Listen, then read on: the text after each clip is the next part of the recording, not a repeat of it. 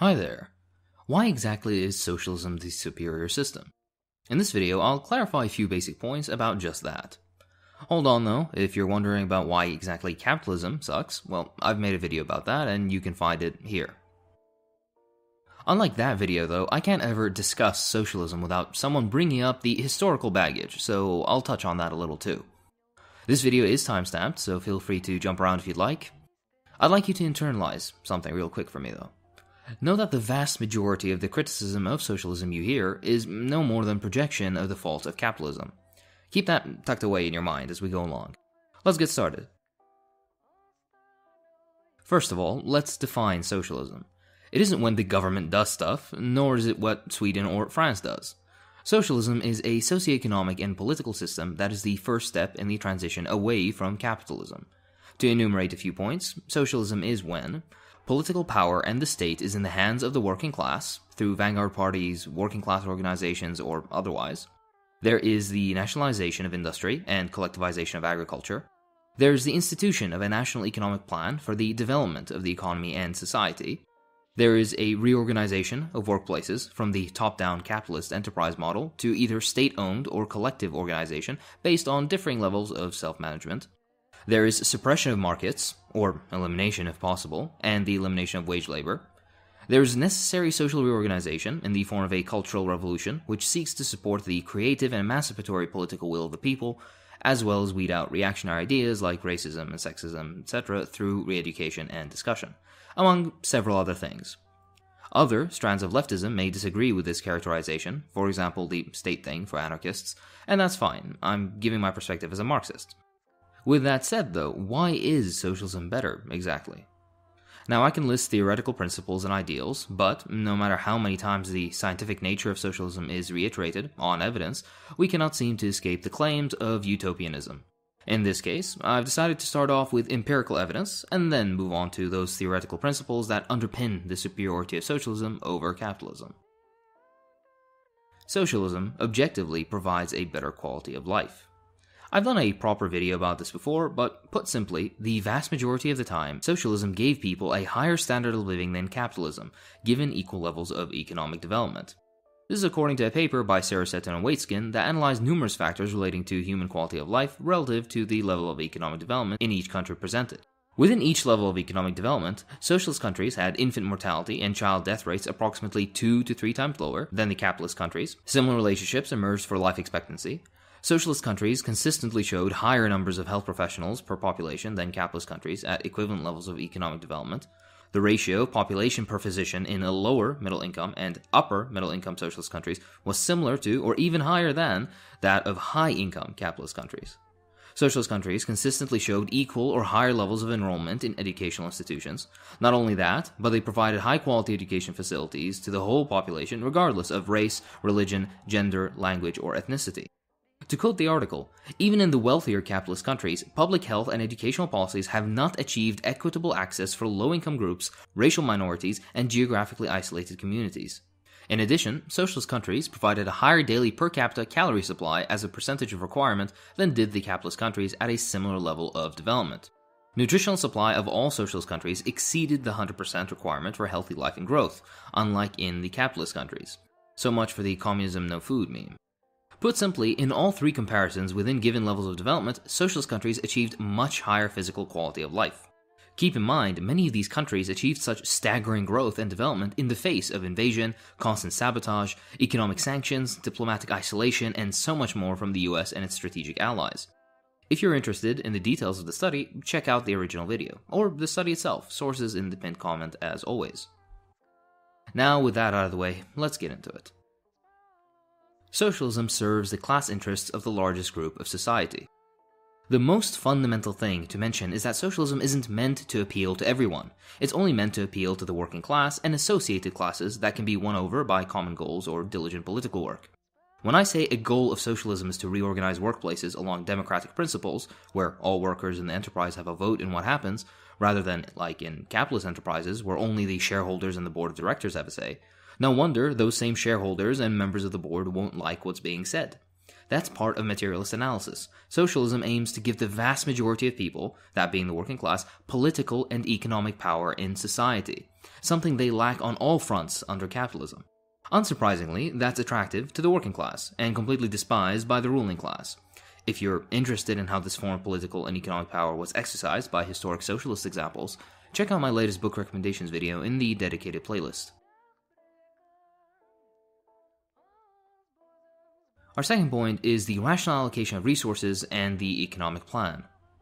The Marxian conception of socialism isn't utopian. Hell, Engels wrote a book about that very idea, which I strongly recommend you read. We understand that excesses and irrational allocation can occur under all systems. As humans, human error can occur. The difference is, though, unlike under capitalism, where the allocation of resources is towards that which is most profitable, damned be the cost, be it human, environmental, or usually both, under socialism, the allocation of resources is done according to need and rational economic planning, a point that will be touched on soon. This could even be done democratically, in the form of electronic state referendums on budgeting and expenditures, something Paul Cockshott has developed in his writings, and even discussed in Vietnam with relevant political groups in the country. I recommend you check out his work. This ties into the point prior, of the working class holding political power. Under capitalism, it is heresy to say, let alone demand, everyone have a say in the budgeting of the capitalist state. If that happened, how would Lockheed Martin make their money contracting for useless wars Americans don't want? And how would Amazon and Apple get away with not only dodging all their taxes, but also getting richer off of your tax dollars? Adding on to this, socialism aims for the founding of economic planning institutions and forming long-term economic plans for the development of the economy as well as society. Now, economic planning isn't something exclusive to socialism. South Korea and Japan used them under capitalist systems to much success in the few decades after World War II, and big business almost exclusively as a default plans their local economies. Walmart is a perfect example of this. The difference between that and modern socialist economic planning is twofold. Firstly, it's done not for the profits of a few, but for the improvement of society as a whole, and secondly, it is something that all of society has a say in through the relevant workplaces, enterprises, and working class organization committees, be they party cells or otherwise. Historic socialisms did this to varying lengths, and modern developments can only expand and improve the level of democratic participation in said planning. The author just mentioned, Paul Cockshott, has an excellent book on the topic titled Towards a New Socialism that I highly recommend you check out. A side note. A frequent objection to all of this is the idea of the economic calculation problem, that there are simply too many inputs, outputs, and interactions in the economy for planning commissions to handle. That may have been the case in 1950, when most calculations were still done by hand, but this is no longer the case in the 21st century. Your smartphone can plan complex, multi-year plans for small economies. A decently fast computer can plan thorough plans for medium to large-sized economies, and modern supercomputers can plan astronomically convoluted plans for massive economies beyond human scope. Add on top of this, fancy math that reduces the sheer quantity of work, and you have something truly amazing. Success was achieved with the very primitive computers of the 1970s in Chile with Project Cybersyn, where economic sabotage, directed by the CIA and its lackeys on the ground, attempted to cripple the country's economy, but intelligent planning kept it going with a fraction of the resources available. Check out Medina's book titled Cybernetic Revolutionaries for an interesting dive. This was 50 years ago. Imagine what could be done now. Our third point is humanity over profit. This is an overarching point with many subpoints. The first of which is production for use rather than profit. Under capitalism, exchange values are predominant. What this means is that production on a whole is done with the intention of sale on the market. Things are considered for sale before they're considered for the full capacity of their use. As a result of this, simple changes like transitioning to more eco-friendly production of certain goods is unnecessarily tedious and requires a heavy hand from the capitalist state to get done, rather than simple shifting according to a coherent plan. Adding even further, capitalism has invented lovely concepts like planned obsolescence, where goods and products perfectly capable of functioning for many years have their lives artificially shortened, so that they break or fail more often to force consumers to, well, consume more. Imagine the sheer waste of human labor, damage to the environment, and general misery such ridiculousness brings about, and all for what? To line the pockets of a few who are already wealthy enough to make the pharaohs gaze in envy? Under socialism, production is made for use and maintenance, so that human effort expended can be used to maximize improvements in society, rather than make stuff that intentionally breaks. Another related subpoint is that of environment over profits. Unsurprisingly, a system not predicated on profit would result in proper investment with people's health and the environment's sustainability in mind. Unless there's planned economy without competition driving production, the environment will be completely destroyed. You cannot have a sustainable environment when every decision on what you do for energy, what you build, what resources and chemicals you use are driven by the needs of private capitalist corporations. Unless the system is ended, there will be irreversible changes to the environment that will make life as we know it something of the past. The rotten system has to come down to make room for that which will respect our common earth. It makes absolutely no sense to pollute rivers, to invade indigenous communities, to cause massive oil spills and bulldoze the Amazon under socialism because the system's purpose isn't endless profit and growth. Another related subpoint is the proper maintenance of human interactions and communities. Unlike under capitalism, where there is a direct push to atomize individuals and communities, to render them as single consumers for thorough manipulation and exploitation, under socialism, there's proper respect for community and collective existence.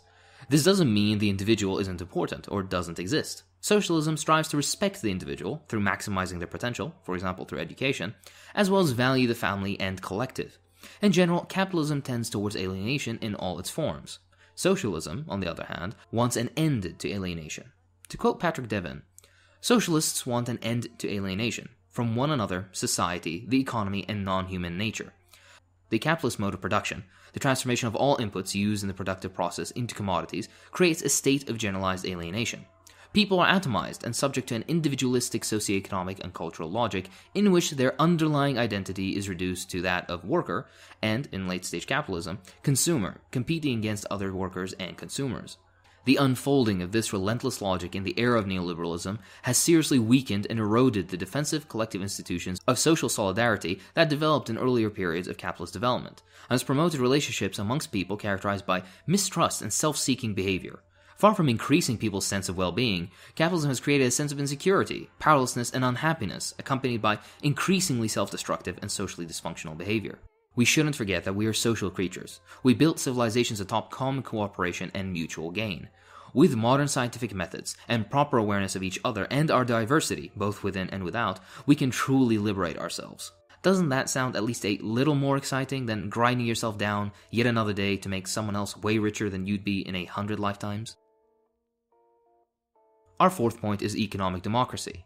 With socialism, one of the fundamental aims is to reorganize the enterprise, where you spend 8 hours of your day along democratic lines.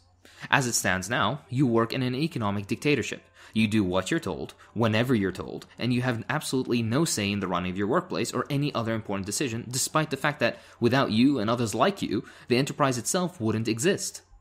Instead, a small clique at the very top, usually the board of directors, controls the levers. Remember what I said at the beginning of the video? This is one of those instances of projection on capitalism's part. Under socialism, enterprises would be horizontally organized, where all workers have a say in how things are done, with proper voting and accounting for all. You yourself, along with your fellow employees, decide how to work, what to produce, at what rate, to which agencies, with what resources, all according to your relative specialities and according to scientific analysis and democratic consensus. Under capitalism, how can you say you truly live in a democracy when in the place you spend most of your waking hours, you can't question anything, let alone give your input? Related is that socialism eliminates capitalist exploitation through forcible surplus extraction and replaces it with work for oneself and work for society. Rather than working a few hours to meet your wage and the rest of the workday to produce profit for the capitalist, under socialism, you work under contract at your enterprise where you separate your work into the surplus produced to meet your needs and the surplus produced that goes into a common social fund that is used for the development and maintenance of society as a whole. Realize this is no tax. As under capitalism, 50% of the output you produce goes to the capitalist, and from the 50% that goes to you, the capitalist state also takes a cut, bringing it down to 40%, 30%, or even 20% in some countries. Our fifth point, the elimination of boom and bust cycles. An unsurprising and boring point, but socialism doesn't experience boom and bust cycles, and doesn't randomly crash every 5 to 7 years, like capitalism does. This is because socialism is carried out according to an economic plan with proper accounting, so the standard overproduction to destruction of excess pipeline that capitalism exhibits simply doesn't exist. That, and because production is done for use values rather than exchange values, and markets are suppressed. The very mechanism for boom and bust cycles isn't present. Point number 6. The maximum life standard for as many people as possible. Socialism, unlike capitalism, makes an active effort of fighting inequality, and for providing the absolute vast majority of people with the bare necessities they need. I'm not talking only food and shelter, something the richest country on earth, the ever-grand USA, doesn't even do. I mean those things people need for a dignified existence. I mean developed education at all levels, high quality and plentiful healthcare, dignified employment, and opportunities for creative expression, culture clubs, youth houses, free expansive public parks, and beautiful environments. Things that make you happy to be alive, even. Socialism allows for the creative liberation of the vast majority of humanity through these methods, and does so off the sweat of collective effort, unlike the European social democracies, which do so off the backs of brown and black bodies from imperial periphery countries. We produce enough food to meet the needs of billions more than actually exist, yet people still starve. Modern computing and the internet have made full and expansive education a possibility for everyone, yet only 6% of the world's population has university degrees. Year by year, economies and workers get more and more efficient, yet the waste of labor and resources is unimaginable. As a species, we not only can do better, we need to do better. I'm not going to lie to you and tell you that it's all like a Disney fairy tale. Socialist countries haven't always eliminated inequality completely, but they got a hell of a lot farther than any capitalist country to date. Socialism doesn't know homelessness and doesn't know unemployment. This system simply makes those things practically impossible, and the empirical evidence proves this. So conclusion. Let's not get too carried away in dreaming of the future. This doesn't mean that socialism has solved all issues that exist, or that every single historical socialist society was heaven on earth, and every future socialist society will be without fault. Not at all. What is meant, though, is that the contradictions of socialism are less severe, and overall do not possess society-ruining defects that destroy the lives of millions every couple of years like capitalism does. Socialism doesn't build into itself massive homelessness and unemployment. It doesn't force people to humiliating slave jobs for their bare necessities. It doesn't force people with master's degrees to work 3 jobs to feed their children. Socialism, at the end of the day, is a superior system because it allows us to be human, and to live life not as a relentless grind into the grave, a pathetic get-rich-or-die-trying race. It allows us instead to appreciate that which we have, and to look optimistically into the future. With that said, though, we should stress that this isn't utopianism. To achieve any of this, proper theoretical foundation through reading is required. Violent struggle might also be a must to push humanity into its next stage. No ruling class has ever given up their power peacefully. This isn't to fearmonger, but to set realistic expectations. In order to win, we have to dare to win. This requires principled and highly motivated working class groups and parties, who have done their proper research and are willing to fight for this future. To quote Guevara, "Revolution isn't an apple that falls from a tree. You have to make it fall." Thanks for watching. If you enjoyed what I do, then please consider supporting me on Patreon. It really does help. I'd like to thank my patrons, so thank you to Timothy Schoonover, Egan Hogan, Larissa Hum, Imperator230, Blair Dawn, Bois, Yaroslav Miknevich, Eric Lindahl, Yusuf Kaleta, Kevin Brono, Brandon Ricky, Avo, William Rowe, Tokara309, Comrade Romano, Adam T., Ian, Athenian Knights, Dave Barta, Chairman of the People's Republic of England James House, Jonas Pulp, Davis Herman, Dale Schmidt, and Justin Jones. I'll see you in the next one.